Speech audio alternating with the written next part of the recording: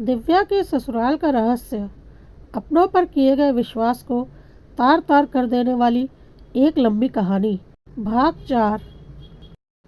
दोस्तों, अब तक की कहानी में आपने देखा कि दिव्या अपने मंझले चाचा जी से चाची जी की मृत्यु कैसे हुई इस बारे में पूछ रही थी, और मंझले चाचा जी ने छोटी चाची की सारी चालाकी और धूर्तता दिव्या को बता रहे थे कि किस तरह से छोटी चाची ने अपने रास्ते से मंझली चाची को हटा दिया, लेकिन उनके पास कोई सबूत नहीं थे। चलिए देखते हैं अब आगे की कहानी। यह सब फिल्मों में होता है चाचा जी। हाँ, वशीकरण की बात मैं मान सकती हूँ, लेकिन इतनी घटिया हरकत। चाचा जी ने बोला, तुम्हें कुछ भी नहीं पता दिव्या, और मेरे पास कोई सबूत नहीं है, लेकिन मुझे पता है यह तेरी छोटी चाची सास बहुत ही नीच औरत है, और यह बहुत कुछ कर चुकी है, और अभी आगे पता नहीं क्या क्या करेगी। इसका सिर्फ और सिर्फ एक स्वार्थ है, इस पूरे घर में अपना वर्चस्व स्थापित करना, और इसके रास्ते में जो आता है इससे उसे वह अपने रास्ते से निकाल फेंकती है। सब कुछ की अकेली मालकिन बनना चाहती है। दिव्या ने बोला, हो सकता है चाचा जी, मुझे तो कुछ पता नहीं। मुझे तो अभी कुछ ही महीने हुए हैं इस घर में आए। धीरे धीरे सब कुछ पता चल जाएगा। वैसे भी अभी छोटी चाची मायके गई हुई है, तो आपसे बात करने का अच्छा मौका है, वरना वह तो हर वक्त मुझ पर नज़र रखती है और घर आने पर अनुराग को मेरे खिलाफ भड़का देती है, ताकि मैं आपसे बात ना कर पाऊँ, क्योंकि अनुराग आपसे बहुत चिढ़ते हैं। मंझले चाचा जी ने बोला, हाँ, उसे अपने कब्जे में जो कर रखा है, मैं तो उसे गलत ही लगूंगा। अब दिव्या ने मंझले चाचा जी से पूछा, और चाचा जी, मेरी सासू माँ यानी कि इस घर की बड़ी बहू, उनकी मृत्यु कैसे हुई? क्योंकि मैंने अनुराग से पूछा तो वह बोलते हैं मम्मी ऐसे ही एकाएक बेहोश होकर गिर गई थी, और जब उनको डॉक्टर के पास ले गए तो डॉक्टर ने बोला शायद हार्ट अटैक आ गया है और इनकी मृत्यु हो गई है। चाचा जी ने बोला, मेरी पत्नी को तो हार्ट अटैक आया था, यह हम सब जानते हैं, और बड़ी भाभी को यानी कि तुम्हारी सासू माँ को हार्ट अटैक आया था, यह कोई नहीं जानता, क्योंकि वह घर में बेहोश मिली थी, किचन के बाहर गिरी हुई, और उन्हें कोई हार्ट की बीमारी थी नहीं, और जब उन्हें डॉक्टर के पास ले जाया गया तो वह मृत थी। डॉक्टर ने अंदाज़ा लगाया था कि शायद हार्ट अटैक आ गया होगा और इनकी तुरंत मृत्यु हो गई होगी। बस इतना ही सब लोग जानते हैं। तो दिव्या ने बोला, हो सकता है ऐसा ही हुआ हो। मंझले चाचा जी ने बोला, तुम्हें नहीं पता, तुम्हारी छोटी चाची सास कितनी पहुंची हुई औरत है। मेरी पत्नी की मृत्यु के बाद बड़ी भाभी उससे और भी ज़्यादा चिढ़ने लगी थी। वह तो उसे पहले भी पसंद नहीं करती थी, ऊपर से उसकी थायराइड की गोलियां इसी ने बदली थी। यह बात मैं और बड़ी भाभी दोनों बहुत अच्छे से जानते थे, लेकिन हम साबित नहीं कर सकते थे। यही उसकी थायराइड की गोलियां बदलकर उसे मृत्यु के करीब ले गई थी। लेकिन हाँ, भाभी अब उससे बहुत सतर्क रहने लगी थी, और वह उनका कुछ भी नहीं बिगाड़ सकती थी। वह अपनी दवाइयाँ वगैरह अपने कब्जे में रखती थी, उसे कोई छू भी नहीं सकता था। लेकिन उनके साथ क्या हुआ मैंने देखा तो नहीं, लेकिन एक राज की बात है जो मैंने आज तक किसी को नहीं बताई, लेकिन आज मैं तुम पर विश्वास करके बता रहा हूँ, क्योंकि मैं नहीं चाहता कि इस औरत की घटिया चाल की शिकार अब तुम भी हो जाओ। मेरी बेटी आकृति 11-12 साल की थी जब उसकी माँ की मृत्यु हुई। छोटी बच्ची ही थी वह। उसके 2 सालों के बाद बड़ी भाभी की मृत्यु हो गई। बड़ी भाभी की मृत्यु के बाद आकृति बहुत डरी डरी सी रहने लगी। हमें लगा कि शायद यह सब कुछ घर में हुआ है, इसकी वजह से उसे बहुत बड़ा सदमा लगा है, आखिर बच्ची ही है।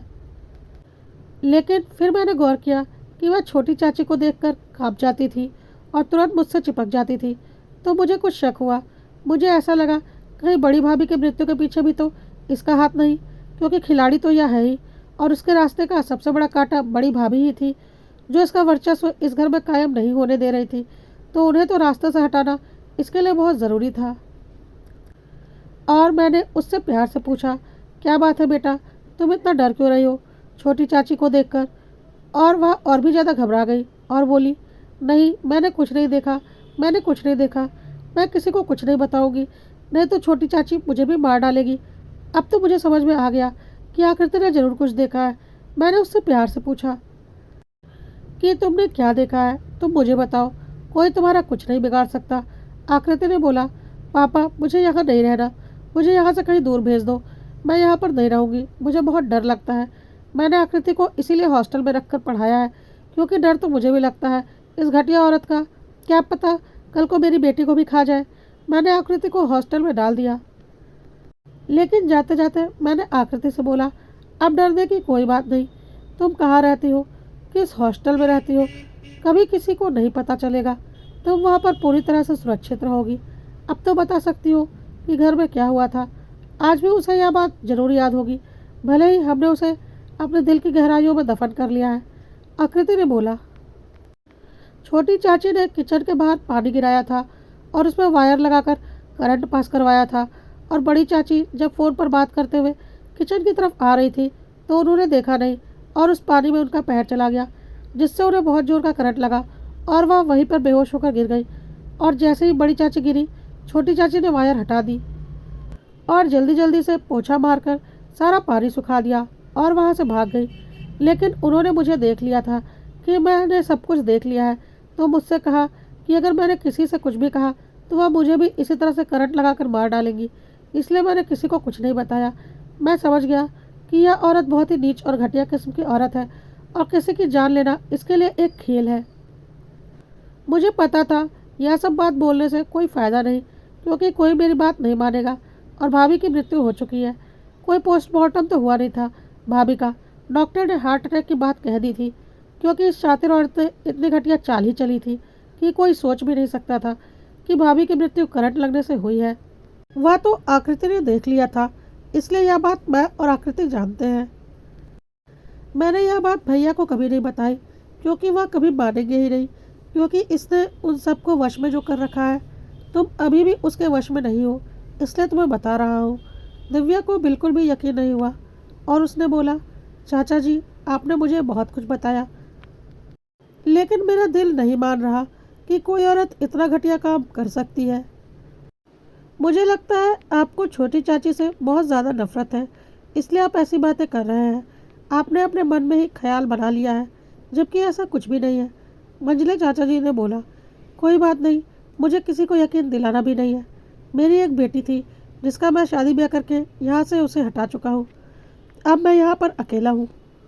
मुझे अपनी जान की कोई फिक्र नहीं है, पर हाँ, इसका जो यह सपना है ना कि इस घर की अकेली मालकिन बनकर इस घर की सारी संपत्ति पर या और इसका पति और इसके बच्चे राज करेंगे, वह मैं कभी नहीं होने दूंगा।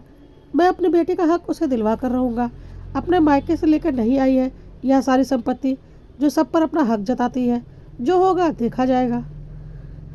लेकिन मैं अपना हिस्सा लेकर उसे बेचकर वह सारे पैसे अपनी बेटी को दूंगा।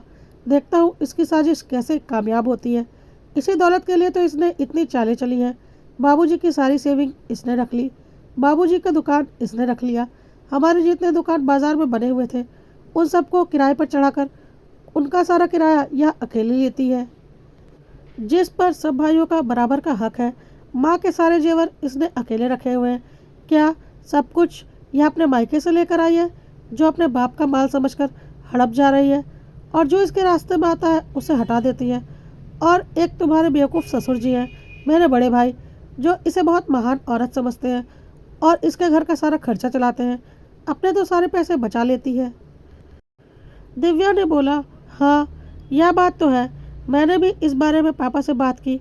उनके घर का राशन पानी वगैरह आप क्यों लेकर आते हैं, तो पापा ने बोला, तुम आम खाओ, गुठलियाँ क्यों गिनती हो। मैं क्या करूं, अब पापा से तो ज़ुबान नहीं लड़ा सकती। मंझले चाचा जी ने बोला, यह बहुत शातिर औरत है। मैंने तो अपना बिजनेस समेट दिया और बैंक में रखे हुए पैसों से अपना खर्चा चलाता हूँ। लेकिन इसे बहुत अच्छे से पता है भैया का बिजनेस कितना बड़ा है, तो उसकी नज़र उस पर भी है। यह सोचती होगी कि भैया को रास्ते से हटाकर वह सारा बिजनेस हड़प ले और अपने बेटे को उस बिजनेस का मालिक बना दे, जो कि अनुराग के हक का बिजनेस है। अनुराग को भी तो उसने मुट्ठी में कर ही रखा है, और उसे और भैया को हटाने में इसे कितना ही वक्त लगेगा। यह सब सुनकर दिव्या अंदर से काँप गई। तो मंझले चाचा जी ने बोला, डरने की ज़रूरत नहीं है, बस सतर्क रहना इससे, और इसका दिया लिया कुछ भी खाना नहीं, नहीं तो अपने ससुर और पति की तरह तुम भी इसकी गुलाम बन जाओगी। क्योंकि इतना तो तुम्हें भी दिख ही रहा होगा कि इसकी हरकतें क्या हैं इस घर में। दिव्या ने बोला, हाँ वह तो है चाचा जी, इसलिए तो मुझे छोटी चाची बिल्कुल पसंद नहीं।